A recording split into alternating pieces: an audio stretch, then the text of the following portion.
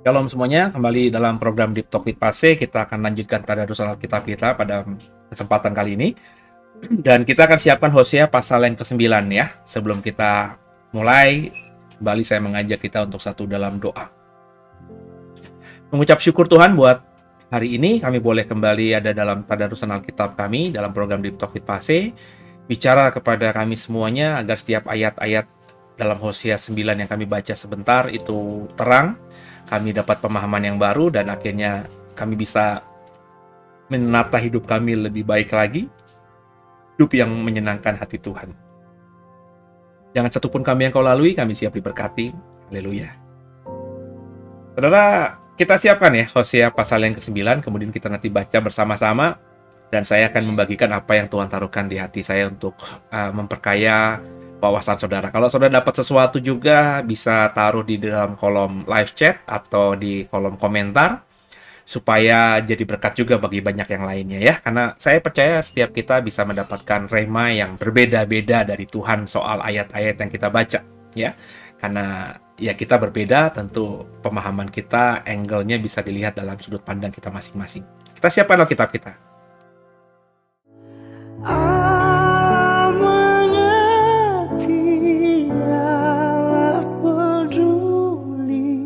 Segala persoalan yang kita hadapi tak akan pernah dibiarkannya. Ku bergumul sendiri sebab Allah mengerti.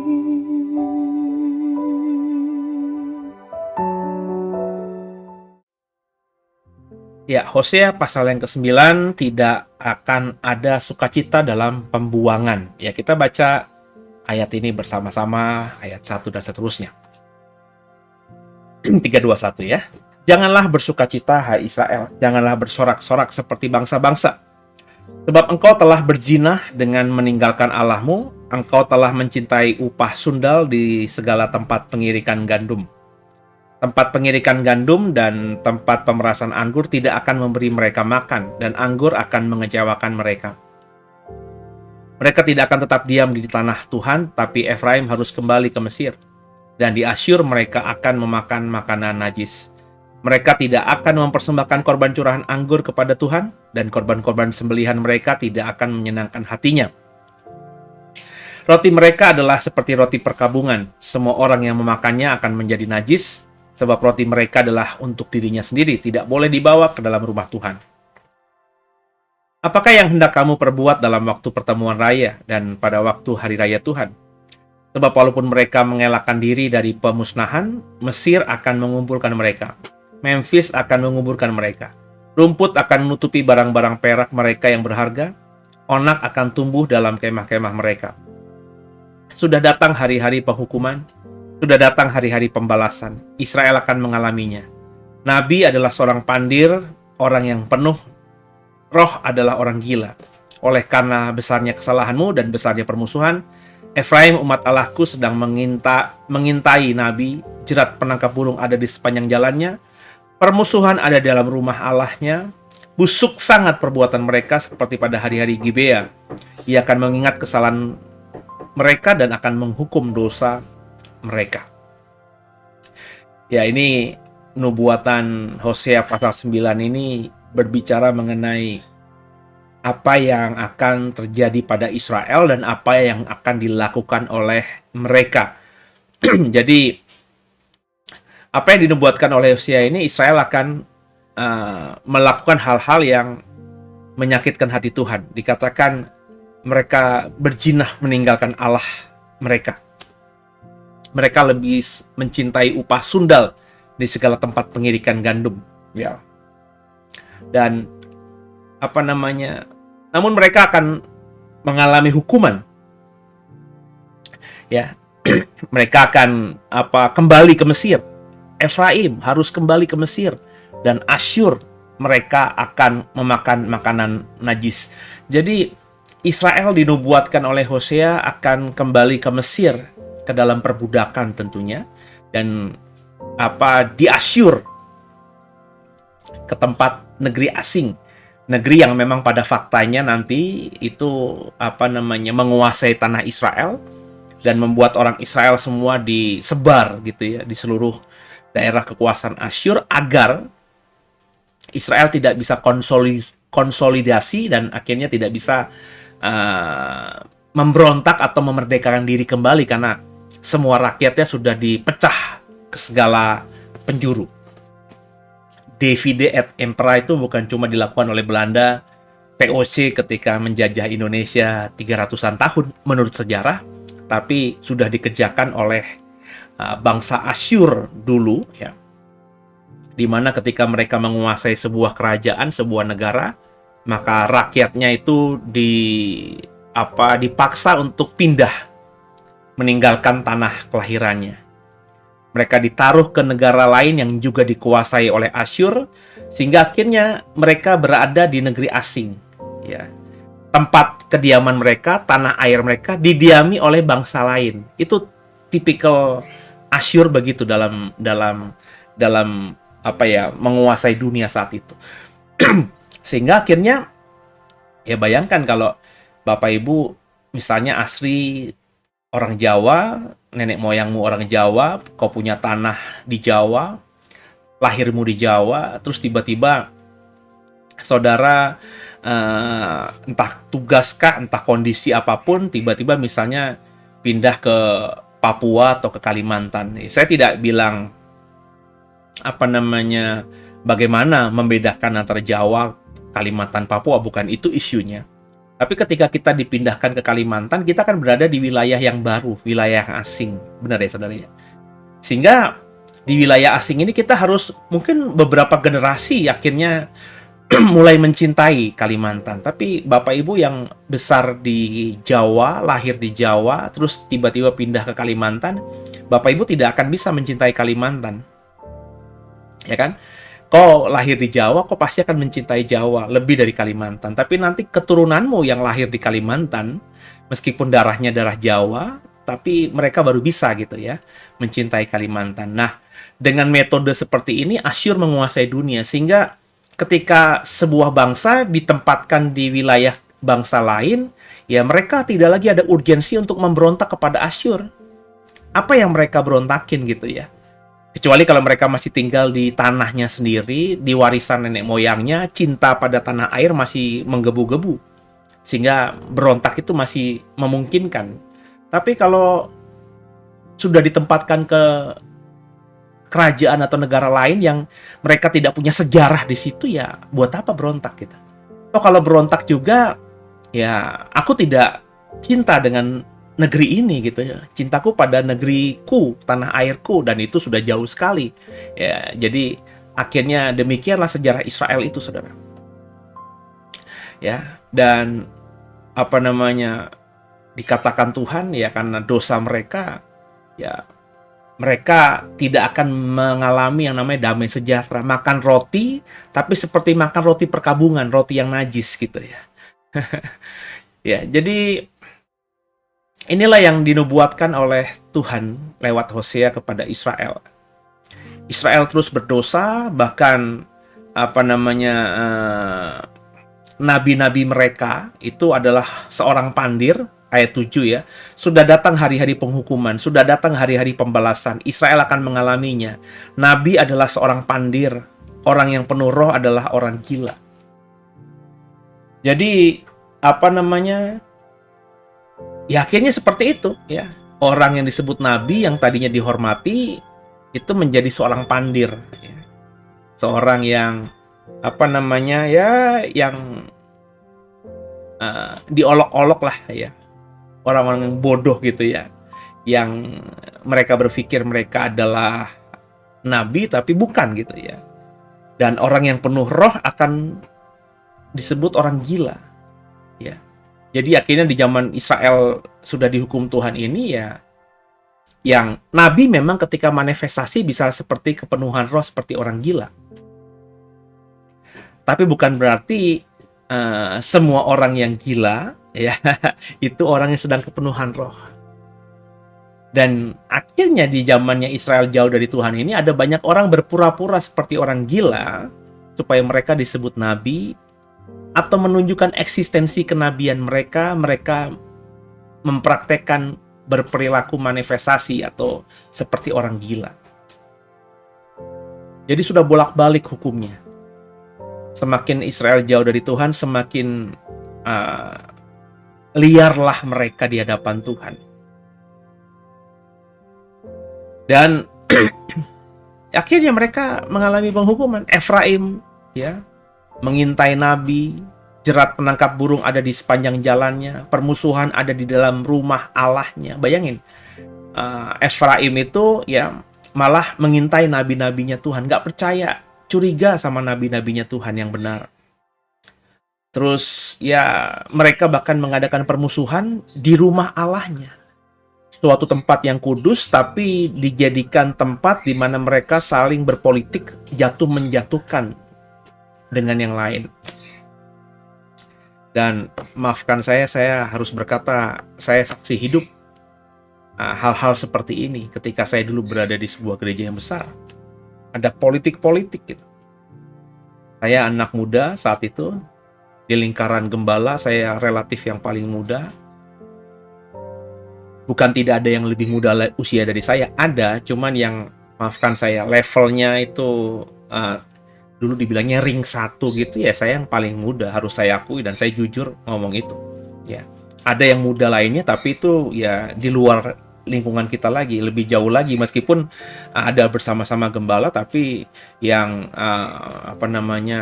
ya sudah memimpin perjamuan, sudah juga berkhotbah, sudah juga dipercaya di dalam kolam pembaptisan, selalu bersama dengan gembala.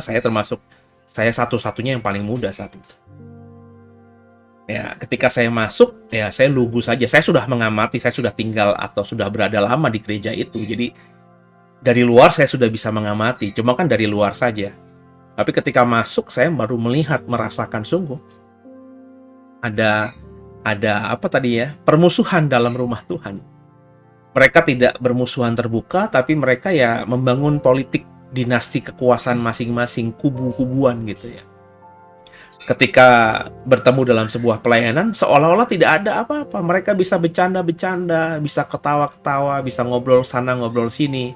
Tapi ketika saya berada dalam kubu A, saya lagi ngobrol sama kubu B, saya lagi bicara sama kubu C, itu kelihatan sekali ya.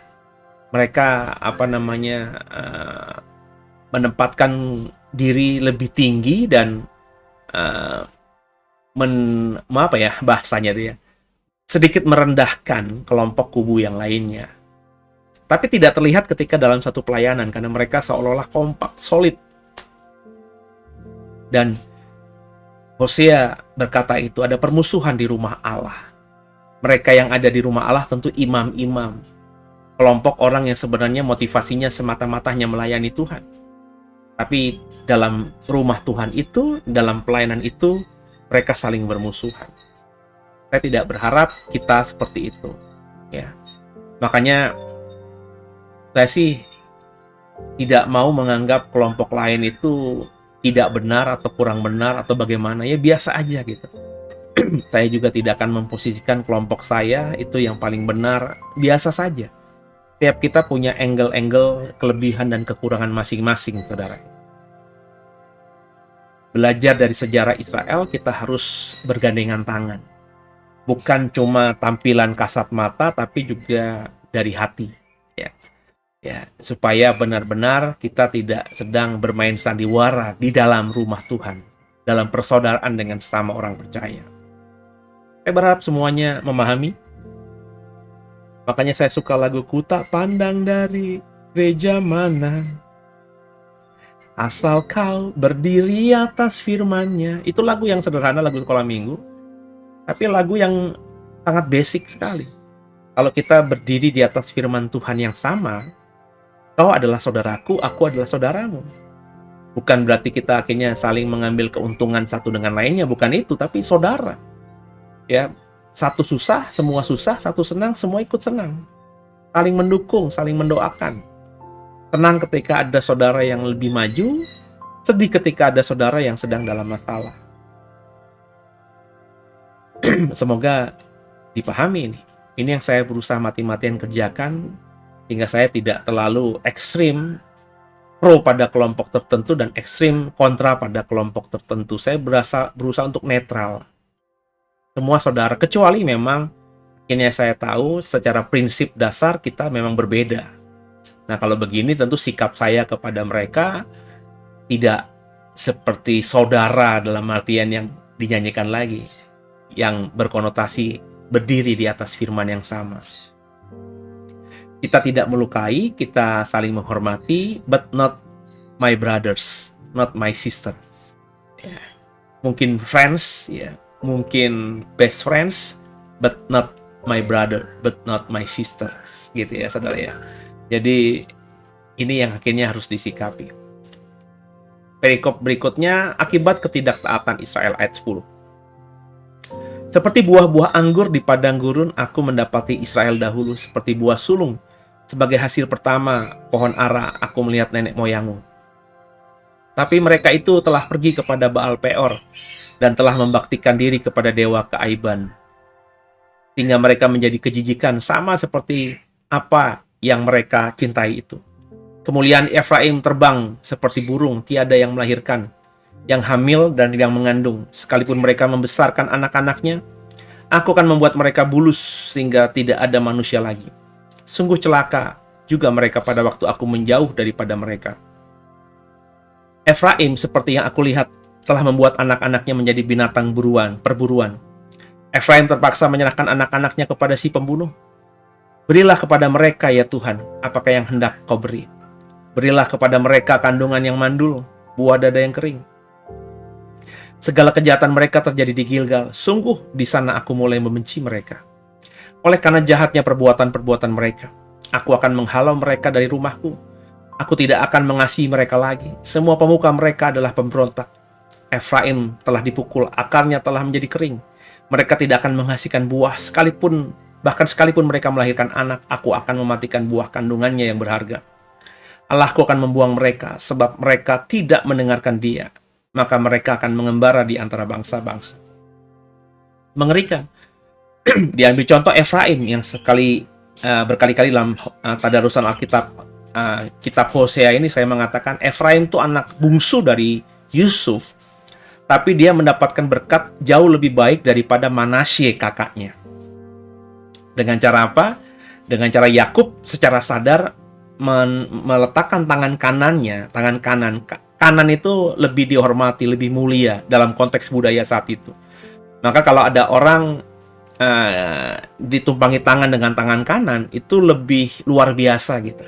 Mestinya tangan kanannya Yakub jatuh atau ditaruh di kepalanya Manasye sebagai anak sulung dari Yusuf.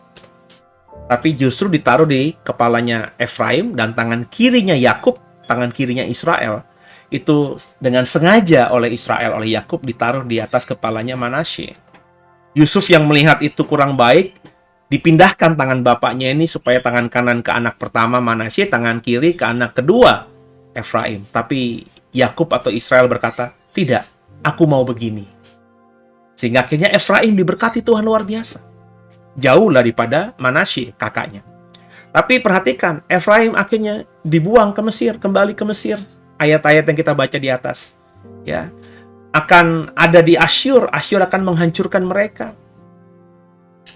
Ya, Efraim yang dulunya luar biasa diberkati, akhirnya keturunan Efraim, bangsa Efraim menjadi bangsa yang sama seperti bangsa Israel dalam penghukuman Tuhan. Dan kalau mengingat tadarusan pasal yang sebelumnya, saya berkata orang Israel itu ya seolah-olah bertobat, ya.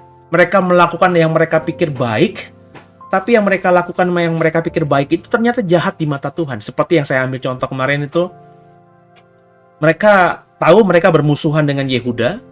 Mereka haram untuk menyentuhkan kaki di rumah saudaranya Yehuda. Mereka bermusuhan, mereka bahkan berperang.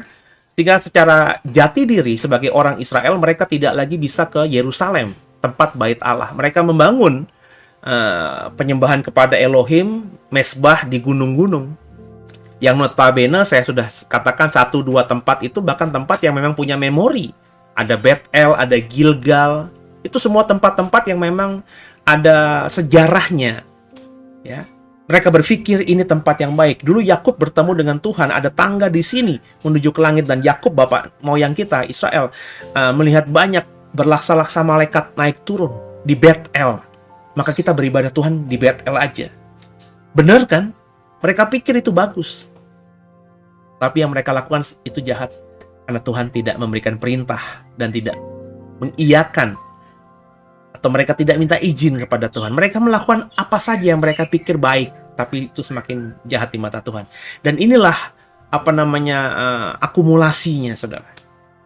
Hingga akhirnya Tuhan benar-benar marah karena Tuhan melihat bahwa Efraim kah, Israel kah, itu semakin melegalkan apa yang ilegal, semakin melakukan apa yang tidak diperintahkan.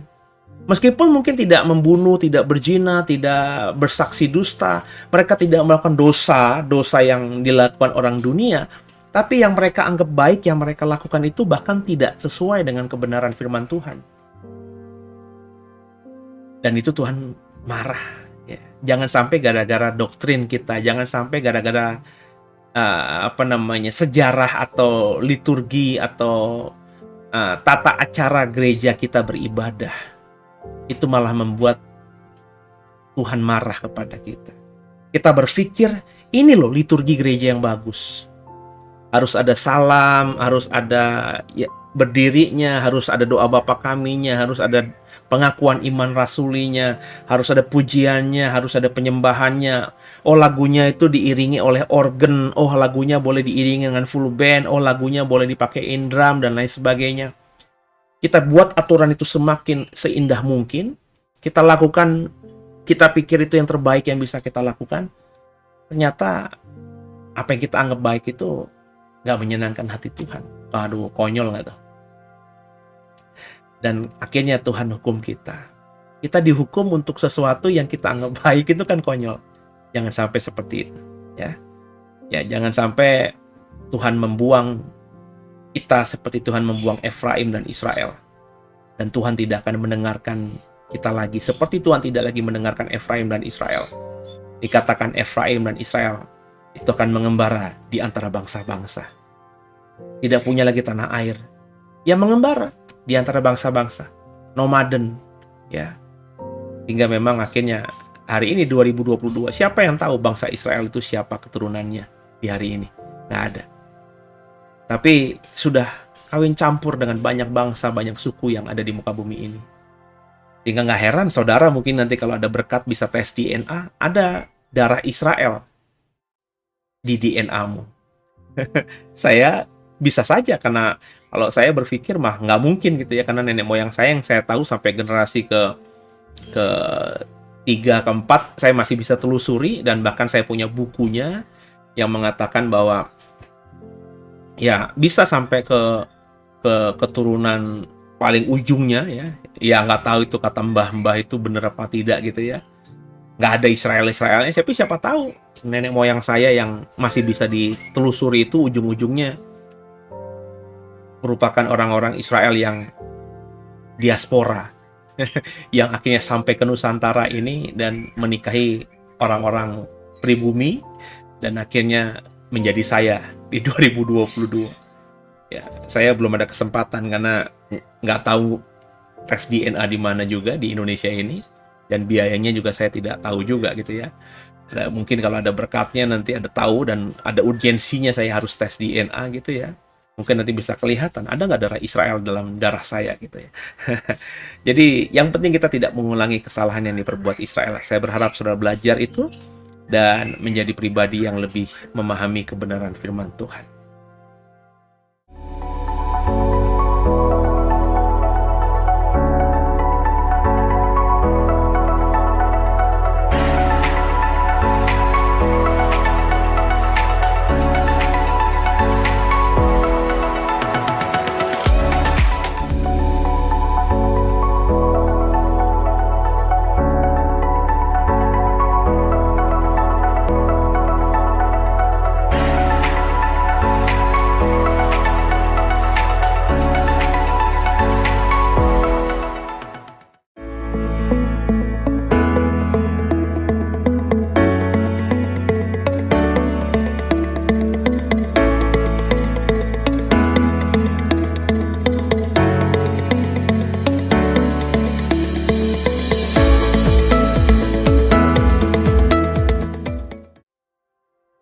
Ya, semoga beberapa menit tadarusan Alkitab bersama saya ini memberkati saudara.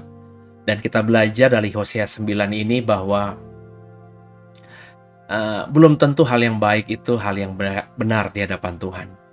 Jangan sampai kita berperilaku yang baik ternyata malah dihukum Tuhan. Karena kita melakukan apa yang kita nggak baik, tapi sebenarnya itu melanggar kebenaran firman Tuhan. Semoga kita belajar banyak, sehingga kita bisa melakukan hal yang baik, dan kebetulan dan benar hal yang baik yang kita imani, yang kita harus lakukan itu, ya memang firman Tuhan. Jadi jangan keraskan hati kita belajar kebenaran yang benar, sehingga kita bisa menghidupinya, sehingga kita tidak sia-sia melakukan hal yang baik itu. Karena hal yang baik yang kita kerjakan benar-benar apa yang Tuhan ingin untuk kita kerjakan. Demikian, kalau diberkati bisa di-share, bisa di-subscribe kalau saudara belum subscribe channel ini, dan harapan saya sih ada hati saudara untuk men-sharekan program ini kepada yang lainnya, sehingga banyak orang di luar sana ikut bersama-sama tadarusan Alkitab, yakni membaca Alkitab setiap hari di channel YouTube ini. Terima kasih buat kebersamaannya. Tolong bawa dalam doa senantiasa agar program-program lewat Digital Ministry The Warriors ini semakin jadi berkat, nama Tuhan dipermuliakan. Tundukkan kepala, kita doa.